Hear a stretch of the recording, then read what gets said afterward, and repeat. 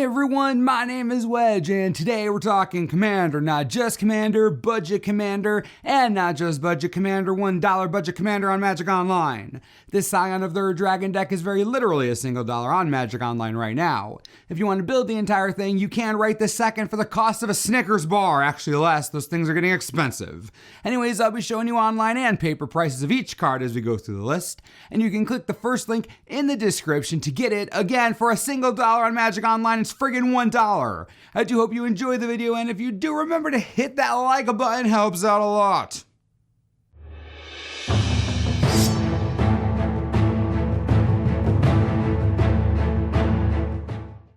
Scion of the Ur Dragons, 1 white, 1 blue, 1 black, 1 red, and 1 green for a 4/4 legendary creature dragon avatar with flying. You can pay 2 mana and search your library for a dragon permanent card and put it into your graveyard. If you do, the Scion becomes a copy of that card until end of turn, then shuffle your library.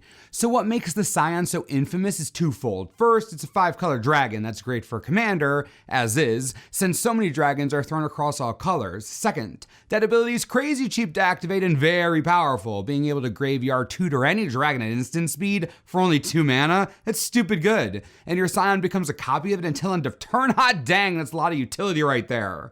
The Scion is a suitable dragon leader for our 5-color dragon nonsense, and for that, oh yeah, we're playing lots of 1-penny dragons. You already know we're going to run a bunch of winged lizards, but we need winged lizards that support each other like a fire-breathing death family. We're running Megamorph bosses, Acid Spewer, Beltol, and Shield High dragons. Each of them have incredibly strong keywords in addition to dropping a +1/+1 counter on each dragon we control when they flip up. That is a ton of value, even for something that costs a lot to flip. We're running a Tarko World Render to give every dragon that attacks double strike. Nothing unfair about that. Bladewing the Risen for a couple reasons. One is enter the battlefield ability is insane with the Scion that dumps dragons into the yard constantly. And 2, he can anthem your entire team for 2 mana each time, no tapping required. That's so good. Dramoka the Eternal bolsters whenever a dragon you control attacks, which means you're going to be bolstering your offenses and defenses for days. Fun part about bolster in this deck is that it's going to hit our Megamorph friends more often than not, which means that the Lifelinker, Death Toucher, and Hexproof flyers will go even more insane. Kolaghan the Storm's Fury is honestly pretty gross. You can dash it in, get a surprise attack trigger from all your dragons, fire breathe until there's legit nothing left to look at. So good. Ojutai Soul of Winter is going to time walk for you. I mean, pretty simple. And that's just what is going to happen. He detains everything. Super disgusting. Scourge of Vel'Koz is a little less subtle. You play dragons, you play the Scourge, you are going to burn everything to the ground one way or another. 5 mana 4/4 with flying that comes with fire breathing and that kind of trigger. Geez, easy include here, come on. And then Silumgar the Drifting Death. Heaven forbid you get to attack with this thing one time. Silumgar wipes out entire boards, battlefields just decimated under its broken trigger. All of these dragons are aggressive and powerful, dangerous in multiples, and game winning if they resolve and aren't answered immediately. Good start, wouldn't you say? That leads us right into what I'd like to call the Death Dragons. These dragons cause mayhem, havoc, corpses to exist. You get the picture?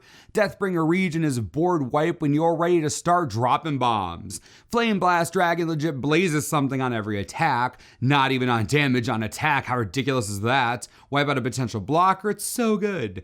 Kaiga doesn't kill, but it sure does steal when it dies. Good enough for me. Control Magic's pretty good after a 5/5 flyer leaves the battlefield. Noxious Dragon takes something down with its Smother style. Shockmaw Dragon was Goblin Chain Whirler before the Whirler was even in the womb. And Siege Dragon, Siege Dragon hates walls in case you didn't know that, but also loves to Pyroclasm entire board's ground forces. Siege Dragon, very old school, but very brutal. We're going to pivot to another group of dragons for a second. A group that the Scion loves to pull out of the deck and drop in the graveyard. Remember, this legend is designed to copy and throw away dragons. When the time is right, Hellkite Charger gives you another attack step. Copying Inted gives you a free cast of one of your opponent's top cards. Pretty nice. Necromaster Dragon is pretty great on its own, but if you're in a pinch and you need another body, can't hurt to scoop it up and copy it. Numot the Devastator is a double stone rain. That's never bad, especially in Commander. A solid target for your Scion. That trigger is so dang cheap. Oros the Avenger gives the Scion the ability to slag storm all non-white creatures. Great toolbox card, I'll tell you that right now. And by bringing out Vorosh, the Scion gets a bunch of +1/+1 counters before the copy wears off. Giant Scion is a good Scion. We've looked at a lot of awesomely powerful dragons. Time to check out a few more that have a bit more focus to them. Broodmate Dragon brings another 4/4 flyer with it. Horde Smelter Dragon is a shatter on a stick with a crazy combat benefit. Eating the converted mana cost of the destroyed artifact is power, so good. Null Spine Dragon is like Wheel of Fortune on steroids for you. Think about all the damage you're going to be dealing. This dragon could draw you, 20 cards. Even just 10 cards would be insane, but easily achievable. And Sunscorch Region helps keep your life total high and itself swole whenever any opponent casts any spell. Talk about long-term value. Then we're running Dragonlord Servant for spell reduction, great card. And Teneb the Harvester, which is particularly broken with the Scion. Your commander is going to grab and throw dragons in the bin like it was nothing. Teneb can bring them back. That's a nice combo right there if I do say so myself. Graveyard Tutor for dragons, bring them back to life. I wonder if we have more support for something like that. Hint, hint. We do have more support for something like that. We're running Ever After, Fearsome Awakening, Rise from the Grave, and Animate Dead. These are all great reanimation spells that will help us bring our best dragons back from the dead. Scion gets them, we revive them. It's like cheating death here, people. Even without the copy ability, the Scion is effectively entombing for us. It's genius. Say hello to the quartet of solid dragon synergy spells. Call to the Kindred is basically outrageous. You stick it on a dragon you control, then at the beginning of your upkeep, you get to dig 5 cards deep for another dragon and put it onto the battlefield. I crap you not, card is dope. Crucible of Fire makes all your giant dragons super giant dragons. Atarka loves giving double strike to even bigger creatures, that's always fun. Dragonlord's Prerogative will draw you 4 cards and be uncounterable while you do it pretty much all the time, so enjoy your new hand and card draw in a 5-color dragon deck. Then Temur Ascendancy isn't technically dragon tribal, but it might as well be. There are 5 creatures in the deck that don't have 4 power? You're drawing cards all of the time, and all of your dragons get haste. Go cry in the corner if you're upset about it, spoiled children these days. Want to draw cards all the time for free? Do it! What is this world even coming to? Dragons!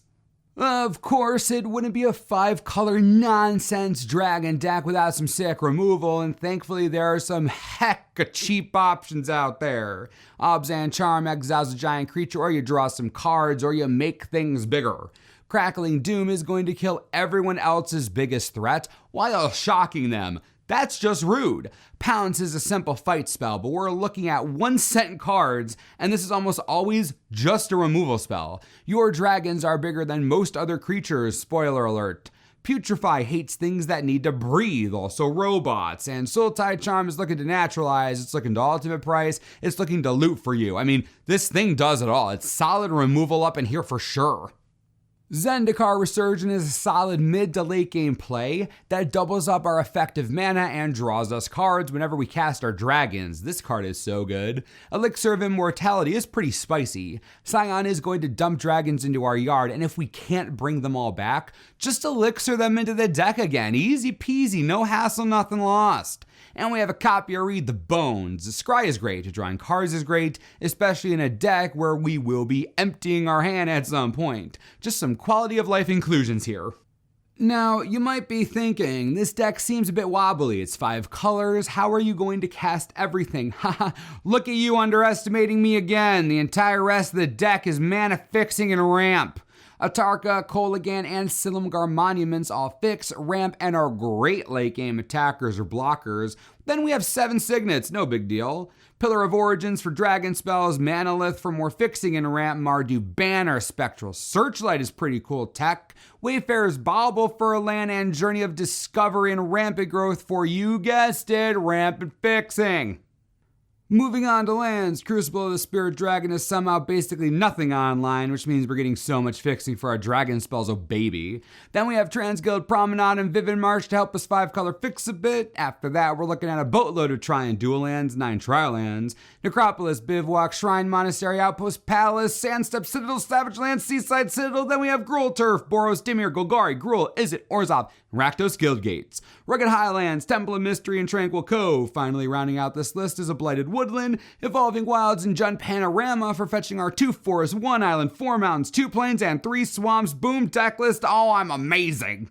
Everyone loves dragons, and Dragon Tribal is hilariously fun to play in Commander. But if you want to kick it up a notch, in other words, spend more than a single dollar bill on this deck, then I have some upgrades you might enjoy. You'll probably want to start with some bomb dragons, Scale Lord Reckoner, Udvara Hellkite, Savage Ventmaw, Steel Hellkite, all great. You could upgrade the commander of the deck to the Dragon itself if you really wanted to. Does make it over $1 though, to be fair. Then you'll want Dragon Speaker Shaman, super good, Herald's Horn for tribal goodness, Kid Haven of the Spirit Dragon, Path of Ancestry, and Command Tower for some mana consistency, Crux of Fate and Dragon Tempest for powerful dragon synergy spells. I quite enjoy Kindred Discovery in a deck like this, maybe more fixing in the form of spells like Cultivate, and Dragonlord Dramoka right on top. That's a delicious sundae of awesome.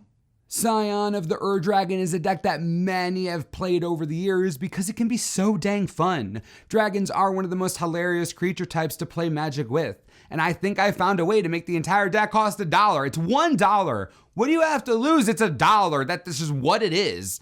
Anyways, if you enjoyed the deck and want to see the entire list or purchase the thing for a friggin' $1 online, you can click the first link in the description. If you have any requests for videos like these, leave them below and I'll do what I can. And as always, thanks for watching and we'll see you next time.